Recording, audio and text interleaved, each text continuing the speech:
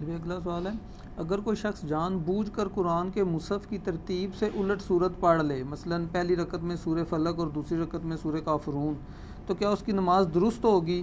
سجدہ سہو ضروری تو نہیں ہوگا؟ سب کے نزدیک نماز درست ہے اور سجدہ صاحب بھی نہیں ہے، البتہ حنفی کہتے ہیں کہ گنہگار ہو جائے گا، نماز ہو جائے گی، سجدہ صاحب بھی نہیں ہوگا۔ لیکن حنفی اس لیے کہتے ہیں کہ ان کا بزرگ ان کو پٹی پڑھا گئے۔ ہمارے پاس تو صحیح مسلم میں حدیث ہے کہ نبی صلی اللہ علیہ وآلہ وسلم نے، صحابہ کرام کہتے ہیں ہم ایک دفعہ نماز پڑھائی، پہلی رکعت میں سورہ نساء پڑھی اور دوسرے میں سورہ آل عمران پڑھی۔ تو آپ نے تو اس طرح کیا ہے۔ اس طرح صحیح مسلم میں ایک حدیث ہے کہ نبی علیہ السلام نے پہلی رکعت میں سورہ اخلاص پڑھی اور دوسری میں سورۃ الکافرون پڑھی۔ تو ترتیب بدل کے پڑھنا بھی سنت ہے، دونوں طریقے سنت ہے، ترتیب سے بھی پڑھے کوئی وہ بھی سنت، ترتیب بدل کے بھی پڑھے وہ بھی سنت۔ سجدہ صاحب تو ویسے کسی کے نزدیک وہ کہتے ہیں جی قرآن الٹا نہ پڑھو کہیں اللہ تمہارا دل نہ الٹے کرتے۔ ہاں یہ باقاعدہ ان کی فقہ کی کتابیں اٹھا کے دیکھیں، قرآن الٹا کون پڑھ رہا ہے؟ الٹا تو یہ ہے کہ بھی قل هو اللہ احد ہے، اس آیت میں دال اینڈ پہ اور دال میں پہلے پڑھ دوں، جیسے وہ یہ تعویذات لکھنے والے جادوگر کرتے ہیں، آیتوں کو الٹا کر دیتے ہیں۔ سورت تو الٹ ہو ہی نہیں سکتی، جب میں پوری سورت پڑھوں تو الٹ کیسے ہوئی؟ قرآن الٹا پڑھنا تو نہ ہوا۔ اور پھر مجھے یہ بتائیں کہ قرآن کے مصحف کی جو ترتیب ہے، کیا نزول کی ترتیب یہی ہے؟ تو سب سے پہلے تو آپ یہ کہیں گے اللہ نے الٹا قرآن نازل کیا ہے، 30واں پارہ پہلے نازل ہوا ہے، 30واں پارے میں جتنی صورتیں شروع میں نازل ہوئی ہیں، تو الٹا قرآن تو پہلے اللہ نے نازل کیا ہے، تو پھر آپ کیا فتویٰ لگائیں گے؟ سب کی سب جہالت ہے، ان کی علمی جہالت ہے، کیونکہ علم کے نام پہ جہالت پھیلا رہے ہیں۔ سجدہ صاحب واجب نہیں ہوگا۔ سجدہ صاحب کن چیزوں سے واجب ہوتا ہے میں نے ڈیٹیل لیکچر دیا، مسئلہ نمبر 92، آپ جا کے دیکھ لیں، یوٹیوب پہ لکھیں تو سجدہ صاحب کے 8 مقامات کون سے ہیں جن پہ سجدہ صاحب واجب ہوتا ہے، اور کون سے ایسے 5 مقامات ہیں جن پہ سجدہ صاحب واجب نہیں ہوتا، خام خواہ لوگوں نے بنایا ہوا ہے۔ آپ نے اکثر یہ بھی سنا ہوگا جی فرض کی تیسری اور چوتھی رکعت میں سورت نہیں ملا سکتے۔ بخاری مسلم میں کہ نبی علیہ السلام فرض کی تیسری اور چوتھی رکعت میں کئی دفعہ سورت ملاتے تھے، اور صحابہ کہتے ہیں زور اور اثر میں آپ اونچی آواز میں سورت کی تلاوت بھی کر دیتے تھے، 1-2 آیات، تاکہ ہمیں پتہ چل جائے کہ آپ تیسری چوتھی میں بھی پڑھ رہے ہیں۔ سر مجھے کہنے لگے، پھر کہنے دینا کہ کتابوں کا خدا اور ہے اور بابوں کا خدا اور۔ بابوں نے آپ کو دین نہیں دیا جو کتابوں میں ہے، اور ویسے بابے ہے تو بڑے سیانے سمجھے، اسی لیے انہوں نے بخاری مسلم کا ترجمہ نہیں ہونے دیا 1000 سال، کہ ڈش آرسن یہاں حکومت رہی ہے نا، کہتے ہیں نا صوفیاء اور بزرگ اسلام لے کے آئے۔ اسلام تو آیا محمود غزنوی کے زمانے کا بھی جو افغانستان سے ہے، اس سے پہلے تو محمد بن قاسم کا بھی آ گیا تھا۔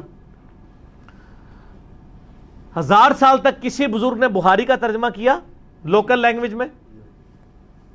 کیوں؟ وہ سارے حنفی تھے، ان کو پتا بخاری ترجمہ ہو گیا تو لوگ ہمیں چھوڑ دیں گے، رفع دین شروع کر دیں گے۔ بخاری کا پہلا ترجمہ لوکل لینگویج میں 1920 میں ہوا ہے، آلموسٹ 100 سال ہوئے ہیں، اب 2019 چل رہا ہے نا تو 100 سال ہونے والے ہیں۔ وہ کیا تھا علامہ وحید الزمان نے، جو بند کے عالم تھے، بس ترجمہ کیا ساتھ ہی اہل حدیث ہو کے، وہ نقصان ہو گیا نا، دیکھا بزرگوں کی کتنی حکمت تھی۔ وہ 1000 سال کا ڈکا لگیا اسے صحیح لایا سی، وہ ڈکا کھل گیا۔ ایون قرآن کا ترجمہ نہیں تھے یہ لوگ کرنے دیتے۔ شاہ ولی اللہ دہلوی نے جب ترجمہ کیا وہ کہتے ہیں قرآن تو عربی میں تھا، اس نے فارسی میں لکھ دیا۔ 5 سال وہ چھپے رہے ہیں شہید ہونے سے بچنے کے لیے، ظاہر ہے اس کے پیچھے لگ گئے تھے لوگ۔ اب تو آپ کو بڑے مزے سے لوگ کہتے ہیں جی فلاں کا ترجمہ، یہ اعلیٰ حضرت کا ترجمہ پڑھیں، یہ شریف تھانوی کا ترجمہ پڑھیں، لیکن انیشیٹو جس بندے نے لیا ہے نا اس وقت ان لوگوں نے نہیں ہونے دیا۔ تو میں ایک معصومانہ سوال کرتا ہوں، آپ کہتے ہیں بزرگوں کی بڑی خدمات ہیں، ہم بزرگوں کی خدمات کو دین کے پیرائی میں دیکھیں گے نا۔ آپ اگر مجھے کہتے ہیں بخاری مسلم کی تعلیمات ہیں، میں کہوں گا بالکل یہ پڑھی سر، ہم اس سے فیض حاصل کر رہے ہیں۔ لیکن آپ کہتے ہیں نہیں فلاں بزرگ کا جو مزار بنا ہوا ہے، اتنی دنیا جا رہی ہے، ان کی بڑی اسلام کے لیے خدمات ہے، تو ہم کہتے ہیں بتائیں قرآن کا کون سا ترجمہ انہوں نے لکھا ہے، قرآن کی کون سی تفسیر لکھی ہے، بخاری شریف کی شرح لکھی ہے انہوں نے؟ نہیں یہ تو نہیں کیا، تو کیا خدمت کی تھی ہے؟ روٹی کھواندے رہے نے اپنے مزار والے، اور تو کچھ بھی نہیں نہ کیتا، کلمہ پڑھا دیا نا۔ وہ تو بخاری مسلم میں حدیث ہے اللہ فاسق سے بھی دین کا کام لے سکتا ہے، اور میں آپ کو بتاؤں یہ مان رہے ہیں، یہ کہتے ہیں ہمارے بزرگوں نے اتنوں کو کلمہ پڑھایا۔ آج ڈاکٹر ذاکر نائک تو پبلکلی میڈیا کے اندر سینکڑوں ہندوؤں کو کلمہ پڑھا رہے ہیں، تو بریلوی دیوبندی کیوں نہیں ان کو اولیاء اللہ مان لیتے؟ ہے پھکی، اب کہیں گے نہیں گمراہ ہے۔